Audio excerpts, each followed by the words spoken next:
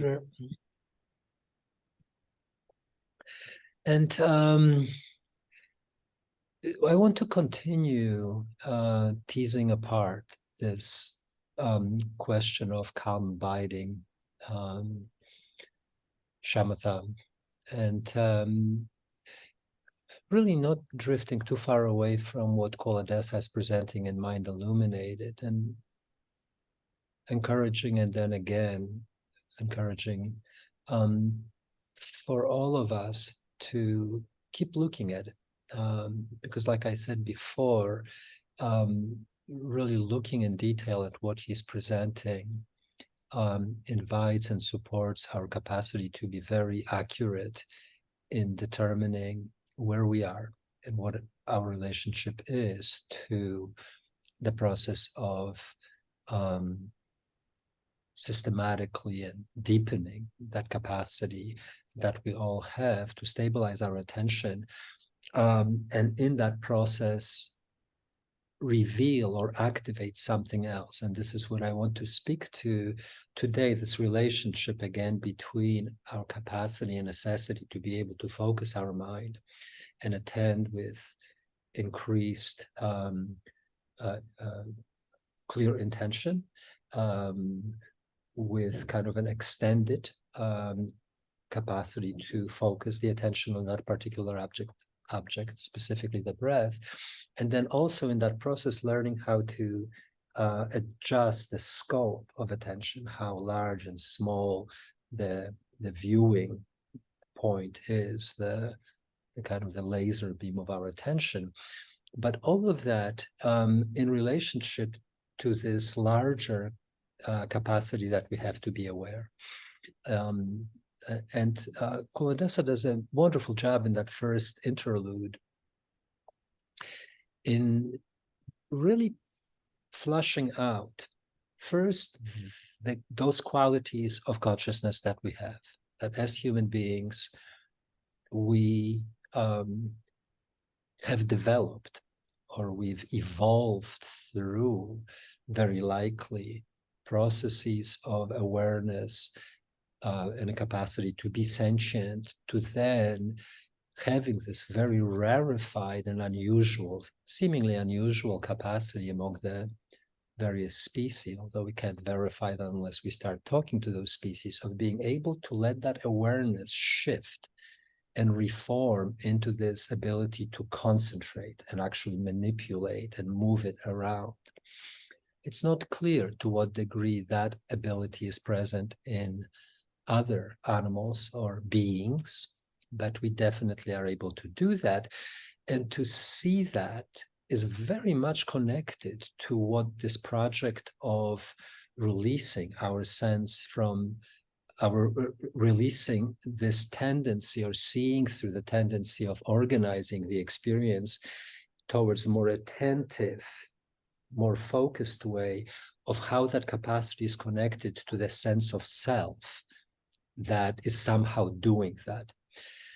And so to understand how it is that the meditation, and specifically how calm abiding, is already an introduction purely through this very mechanical way of looking at the nature of how we pay attention, to seeing how the sense of self is deeply connected to our capacity to concentrate.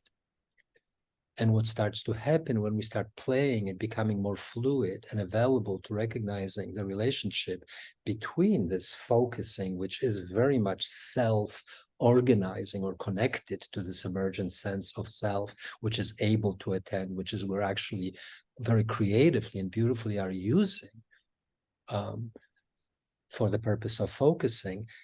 But when we start looking and understanding what's happening in calm abiding, we recognize that we very much are using this ability of our consciousness to do that, to actually release ourselves and start noticing something about this much more apersonal, shall we say, capacity to be aware. And what starts to happen as we become much more stabilized in that way of processing, but that we do it through this actual deliberate stabilization of attention on the breath. But to do that, we need this refinement in our open awareness, which then introduces us to this quality of being present, which is completely independent of the sense of self. And when we start tapping into that, all sorts of things start happening. A different form of clarity starts to become available as we're starting to explore that. So what I wanted to do first is to actually go through this very simple table that Culadessa has in his book on page 34, when he differentiates between this focus capacity to attend, what we do when we say, take your attention and place it on the sensation of the breath, wherever it might be, however limited it might be, but we're doing this quite deliberately. And to do that, the sense of self is wrapped up in it. And how we do that, and to do that, we need this capacity to be mindful of actually doing that. And the question is, what is that? Who is that who is doing that process? Okay, so the way he describes it, he uses this word peripheral awareness. I would say call it open awareness, because that's actually more closely connected to what will be pointed to, what will start opening up as this underlying nature of us as beings to be sentient, to be aware. And then within that to be awareness, recognizing that probably evolutionarily something else happened to that capacity to be aware that became kind of specified, but within that specificity and capacity to narrow it, the sense of self is connected into. And we very frequently think, well, it's the sense of self that was there ahead of time. It's much better to think about it that those two things are conjoined. And that is easy to see, or you can see that on a both evolutionary level and imagine how the human species emerges out of a field of awareness which is not connected to a sense of self, which is more open, which more, immediate. And then somehow within our animalistic capacity, this transformation happens, this evolutionary shift happens, that our brains, our minds, however you want to see it, develop this sensibility and this capacity to start moving that awareness. And that is very much connected to the sense of self emerging with that capacity present. And something very similar is much more easily observable, kind of intuitively observable, is what happens with kids. We as children, we as individuals are aware before we have the capacity to start moving the awareness around and becoming a sense of self at age 5 or 6 or 7. Before that, it's pure awareness without any need to bring that quality of narrowing and that capacity to move it and select it and connect it to this intentionality and agency that has the sense of self at the center of it. So, he lists the open awareness first, but I actually want to start top down. So, in this kind of a hierarchical way or evolutionary way or developmental way of seeing it, the pinnacle of our human consciousness and this genius of the human species and the genius of an individual is that we have this capacity to attend, to actually focus our awareness where we want it to be.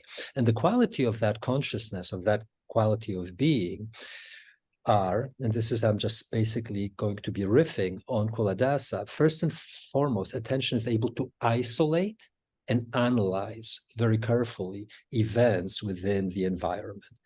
So we can, that sense of attentiveness is characterized by the fact that we can extract, we can separate, we can literally remove a sound, a visual object, a sensory object like a feeling. So we're feeling just the breath in the gut, and we in a sense are ignoring or dismissing all the other feelings that are in the body. And if you really think through this, you will see all sorts of ramifications of like, what does that mean? That in our ability to isolate and to analyze, what are the consequences of that? What happens when you start isolating an event, isolating the screen of your iPhone from the larger sense of the world, what happens to the nature of experience when we're capable of doing that? So the genius of the human project in that capacity to attend and focus has incredible, profound consequences to how then the experience and how we experience ourselves and how we experience ourselves in the world as these isolated entities. Because on the level of isolated attention, one of the things that we're isolating is the sense of self, of that agency that's doing this work. You can't do that with open awareness. Open awareness does not isolate you from the continuity of the field of experience. You can only do that through the focused attention. And again, it's not that the open awareness is right, it's just a different way of being that presents us with a different way of experiencing the sense of self with consequences. So the focused attention, the capacity to attend, isolates, can remove objects from the field, open field of your full global experience. It picks the information. It chooses the information that is globally available. So as rich as that information is, it's always less than what the open awareness is presenting us with, because open awareness is presenting us with infinity of information.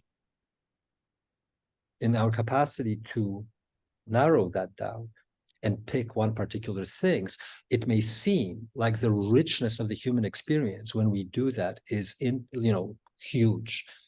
It's nothing compared to what open awareness is presenting us with. It hones in, it focuses on the object. So that's what peripheral awareness can do. It can basically zoom in and not just extract, but kind of amplify. So it can distort, if you will, by all sorts of means, all sorts of anticipated or earlier experiences, what that isolated object is all about. It imbues it. It's the path through which we color our experience. It processes things, and it's actually slow. So the way Culadessa says is that there's more processing going on, that literally we're exerting effort to apply that form of attention. There is a burn that's happening. We're using calories, we're using energy, we're using effort to do that. And we know that. We talk about that very early phases of concentration practice are effortful. And it is much more self-centered. So that too is actually being used. That very quality of self-centeredness is being used in early phases of meditation. And it's the brilliant aspect of meditation that it actually uses this, if you will, this peculiarity of organization that is necessary to put your mind on the breath, and in that sense, activate the sense of self, but for the purpose of then recognizing something else that is holding that space before the sense of self appears. And that quality of centered attention, focused attention, can be applied anywhere, to any aspect of your global human experience. So you can do that with respect to, again, the sensation of the breath in your hara or at your nostrils, or you can apply it to an object, that you're extracting from the visual field. You can tune into a specific sound, meaning you can do it on a sensory level. And you can also do that introspectively. You can apply it to an idea, a thought, an interior state. So it's both introspective and extrospective, this capacity to focus. So those are the qualities that have to do with this capacity to isolate, to attend to stabilize our attention, and the consequences are then connected to what Dasa speaks about. And like I said, evolutionary and developmentally, it's the most recent, not an advance, that's the whole point, because we're not judging this, we're not measuring this. It's just, this is the most recent development of how we as beings, human beings, evolved, co-evolved, how our sense of self co-evolves with that dimension of our subjectivity. Now, open awareness, if we look at this capacity of us being sentient before, so that this anticipates the constellation and congealing of that consciousness into a sense of capacity to focus and a sense of self that's co-created or co-emergent with that process, does not require a sense of self. You know, I'll share this with you because I sometimes I try to imagine how other creatures, given their behavior patterns, may be experiencing their field of awareness. And the species that always amazed me is cetaceans, the whales and the porpoises, the sea mammals, whose brains and the complexity of whose brains, purely on computational level, are as complex, maybe more complex than the human brain. So if complexity speaks to awareness or capacity for consciousness, it would seem that, or it may be that the whales have a sense of awareness, which is quite profound. But the question that I ask myself, given that complexity, that's comparable to the human complexity, where our sense of consciousness then kind of evolved or convoluted upon itself in a way that the sense of individuated, isolated self emerged as a part of the experience, I ask myself, what might that look like for creatures who are embedded in water, whose skin is in continuous contact with the other beings in that realm? We are separated much more by a space of air, meaning I can see you, I can hear you, but it's only when I touch you that the sense of kind of a physical continuity becomes available to me. There may be some vibrational qualities that we're sensing, and there may be some very profound things that open up on that level, but for whales, they're touching each other. If I am a whale and I swim by you at 100 feet distance, I'll feel you. I'm continuously feeling your body. So what would the sense of self be in a realm of organic realm, ecosystem, of a being that emerges that way? Would they see themselves and isolated? Would they extract themselves from that field in a particular way? We do. Another kind of mind experiment I do is, like what happens to conjoined twins, where they actually do have a physical contact. So the soma, the embodied quality of their sense of self, has to somehow continuously incorporate the fact that they're continuing with this other being who's having another subjective experience, because there is a separation there. Anyway, those are just thoughts that basically address this question of what might that process look like, and of what significance it may be to understanding what we're doing when we're actually engaging meditative practice. But one of the things that is happening when we're engaging something as simple as calm abiding is that by using this most refined quality of extracted, self-centered process, we're actually almost using it. Just before I went in, I was looking at a chess game with Magnus Carlsen, and it said something, he did another great queen sacrifice. Calm abiding, it's almost like a self-sacrifice practice where we're literally using the self for the purpose of what looks like deepening concentration, but ultimately what that leads to is an incredibly powerful identification, recognition, and resting and training and cultivating this sense of open awareness to come online. And now if you look at the description of what that awareness is in Kuladasa's process, this is how he describes it. It's holistic, relational, and contextual. There is no sense of self in there. It's touching much closer to this field of reality, which is radically impermanent, which is relational, where it's not that things are relating to each other. It's just that it's a field of relationships out of which the sense of things, self, emerges, absolutely in line with most of the quantum physics descriptions of reality. And that awareness, the open awareness, is much more tuned in to what our experience is like, always available without the need to organize it around the sense of self. It's completely open.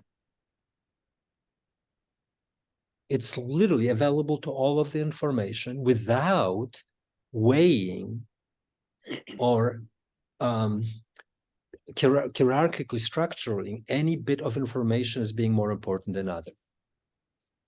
So there's this, it's open awareness. It's non-judgmental. It's not selecting.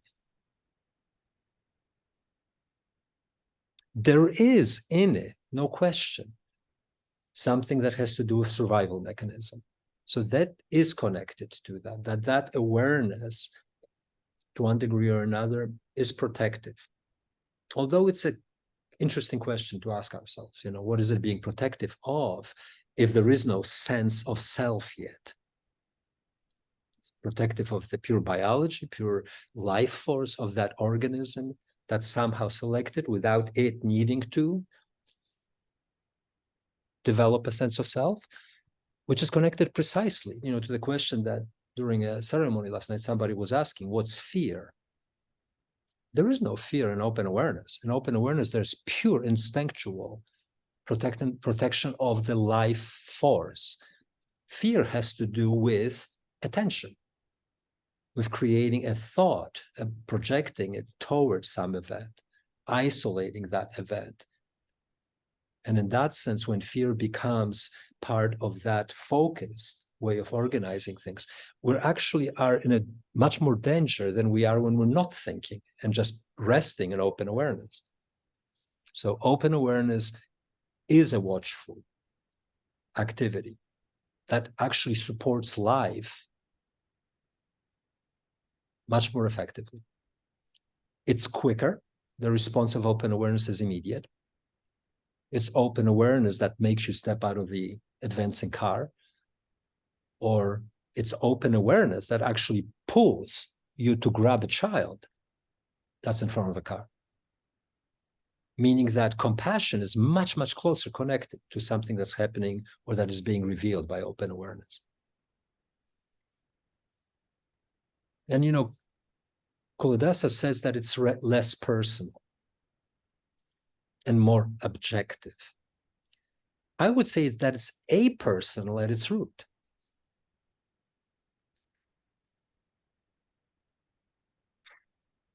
And then that it can also be introspective or retrospective.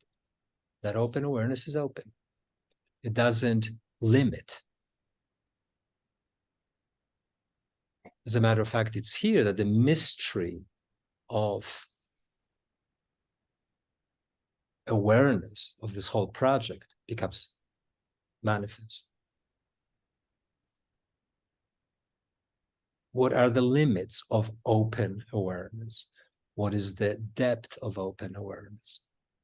And so coming back to, the kind of the mechanics of when we're looking at what calm abiding practice is all about and what happens when we're stabilizing our attention, it looks on the surface like it's a practice of concentration, that we're actually learning how to focus our mind on the object of the breath. And there's no question that you can do that. And when you do that, all sorts of things happen. As a matter of fact, when that quality of concentration becomes pinpoint, isolated, as the Buddha described. There's a moment where that whole thing turns and you can penetrate into the fabric of reality and have very, very extraordinary experience open up purely by that process of concentration. It's almost like you're taking that process in this ever refined way in seeing what it is that we can do by using a sense of self to kind of move that focus deeper and deeper and deeper into reality. But as Buddha said, that doesn't resolve the problem. It gives you access to a variety of very extraordinary and non-ordinary states of consciousness. But there's still something, that sense of permanence, of some sense of self, something that rides that process. So in calm abiding, we recognize that we just need to refine this quality of attention, so the sense of open awareness, the sense of mindfulness, of this powerful state of clarity, of non-discrimination, of open awareness, of loving kindness, of unification of body and mind, come online. And with that, that quality of joy, that quality of tranquility, and the quality of equanimity that are connected to that state of open awareness.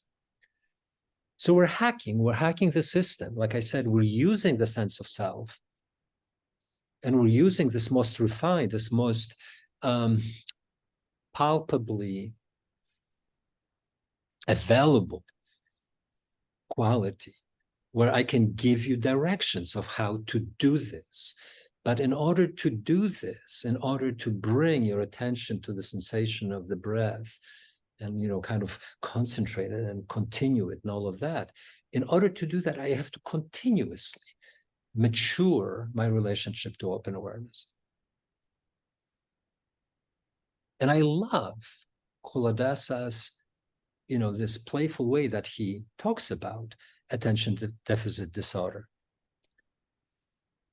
Because attention deficit disorder has very little to do with attention. It has to do with a lack of awareness. So he basically says that most of us who speak about attention disorder are actually lacking capacity to be aware, lacking our capacity to be present in this and available in this sense of non-judgmental, non-isolating, non-discriminating way of being. With that online, our capacity to move attention and see attention and use attention becomes available. And it may be that one of us is more predisposed to have a scattered mind, but even in a profound scattering of mind, if the awareness is powerful, you'll see that. You'll be able to actually observe what's happening. That's what happens in meditation. At a certain point, when you're sitting in calm abiding, it's not that there is any necessarily less movement of your attention moving between objects. It's that your awareness is not collapsed and somehow glued to that movement. You have developed the capacity to see a thought or sequence of thoughts or sequence of emotions to appear with absolute clarity.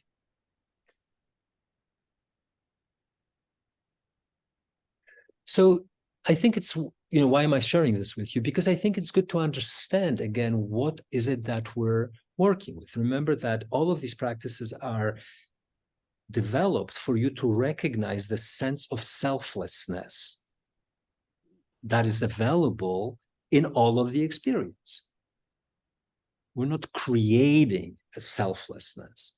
We're recognizing that amidst our experience already contains a way of being in it, where there's no sense, a sense of self, and again, in Engler's article, is a nuisance. It's too strong of a word. It's an extra, or even not an extra. It's an appendix.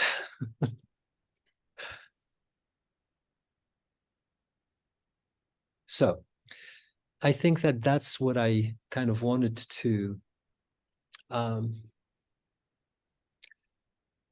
share with you, because again, the reason why I love this is the beautiful logic of calm abiding, the beautiful logic of stable attention, the beautiful logic of this relationship of focused attention and open awareness, which are available to us. There's nothing exotic about this. This is the nature of what we're doing right now.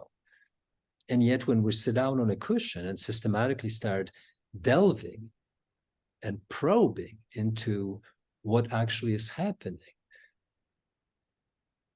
we do both. We kind of give, not credence, we almost celebrate our capacity of our humanity to do this thing, to be able to think and isolate and analyze and connect the dots and reconnect them and recreate them in all sorts of different ways, but without losing track of the fact that there is a priori capacity of this awareness, which always seems at the beginning like it's mine. But the more we recognize that, it opens itself up to the fact that this is the basis for silent illumination. This is the basis of seeing the nature of this basic space that underscores and supports everything that shows up as, you know, my personal project. So I pause here. And again, it's late where I am, but if you have any comments, if you have any questions or observations, please, you know, just to let you know, the last session, I mean, I forget the few questions that were asked. The people who got the talk found it very helpful that some of the more interesting things came up in response to, I think, you know, somebody's question specifically about what happens. Why is it that attention, our capacity to, especially in the West, stops somewhere around stage 3 or 4, that there is this kind of a gem, like a blockage that happens. It's like that thing that happens always at Mount Everest right now, where at the very top there is this slowing down, people die because they can't get past this very narrow passage where everybody has to go through. Something similar like happens like that in stage 3 and 4 in calm abiding practice. And somebody brought up that question last week, and that thing clarified something for a lot of people. So always appreciate yourself in your inquiry and how frequently it helps other people to do that. Ken, please. Right. So so I started, you know, rereading Culadasa, and so what I get a little mixed up with. So I feel like I sort of understand, you know, attention versus awareness, right, and attention in relation to awareness and how they support each other.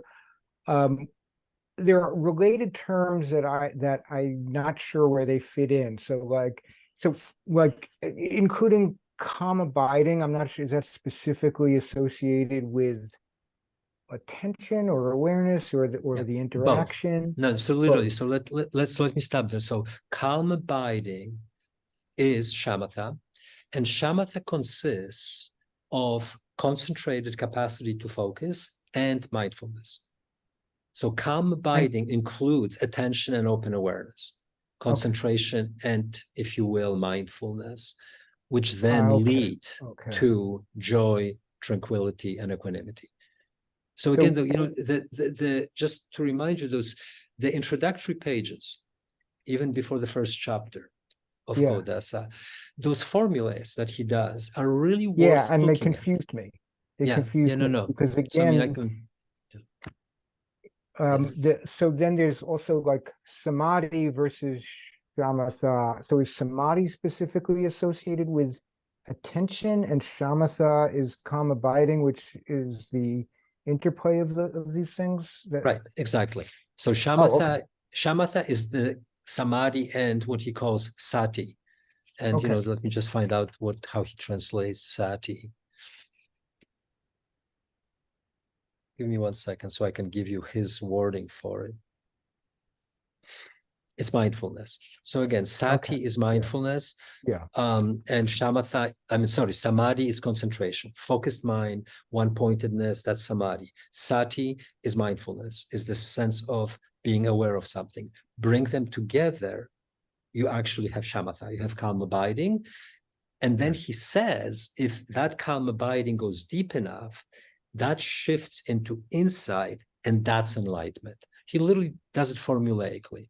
Right. So again, samadhi, concentration, focused attention. Sati, mindfulness, open awareness, presence. Bring them together, you get calm abiding, this stabilized capacity to attend.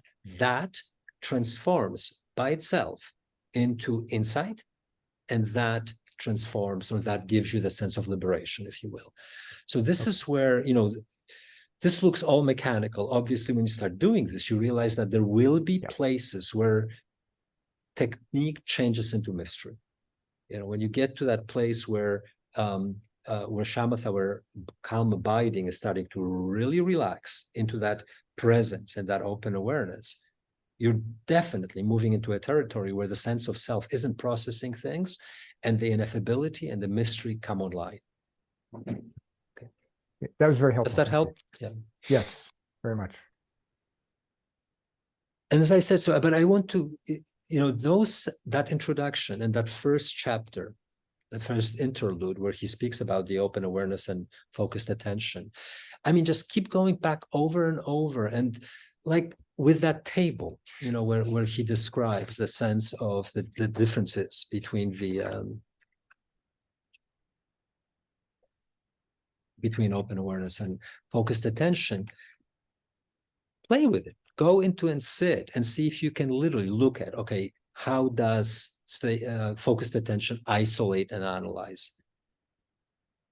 Don't read, go into your experience and recognize how you're doing this. How you're doing that consciously, how you're doing that unconsciously. Then allow yourself to be aware without a sense of, selection, but just resting in open awareness, and recognize the relationality of it. Recognize that you are much, much more present to how things are moving, including your body, your senses, including your idea of the self, maybe, if the open awareness is big enough and you're not collapsing on that sense of self and somehow holding in a state of self-consciousness. And it's literally worth going down into that chart and see if you can identify these qualities, because again, they're available.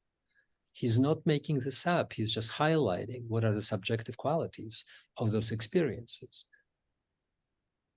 And I know, like if I were to be doing what I'm doing with you, in a Zen school, I would be laughed out of that, because I'm going to these fundamentals of what the Buddha taught, really.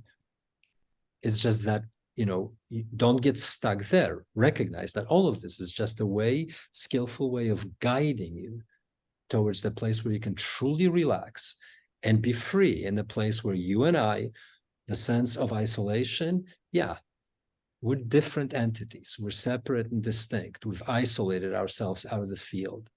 And then there's the place where this whole thing is absolutely continuously, organically one thing. And I'm going to stop on this at this point, and I hope that this question will clarify some things for people, because it does kind of highlight those points that he does in a very formulaic way, relates the shamatha and vipassana to awakening. And so I'll see you next, I'll see some of you during the week, and then during next weekend, as I said, I'll talk to you on Monday, and we'll probably look at this whole notion of lethargy, like what happens in sitting when we start drifting off, and look at that challenge. All right. My love to you. Have a good night. Thanks for being here. Thanks for your attention. Bye-bye.